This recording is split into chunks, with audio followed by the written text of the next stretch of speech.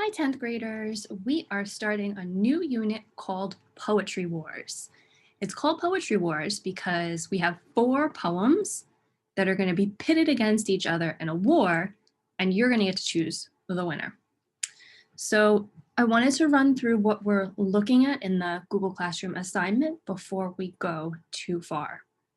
So you have your 4 poems here, bottom left.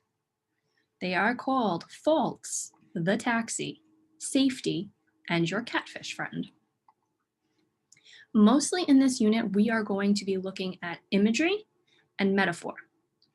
So attached here, we have an imagery refresher for you with some images to just refresh your memory about imagery. I know we did it back in the fall, but we will be looking into it again.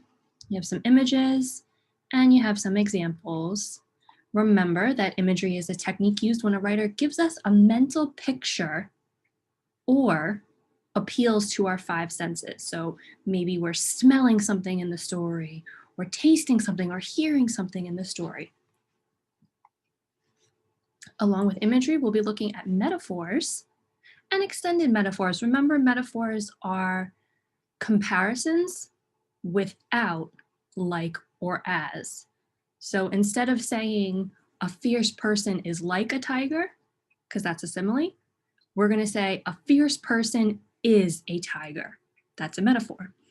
Something new that we're working on is an extended metaphor. This just means a metaphor that runs through an entire work or an entire poem.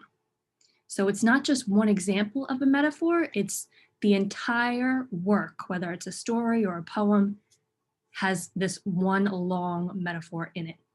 Okay? Just some helpful images to help you out.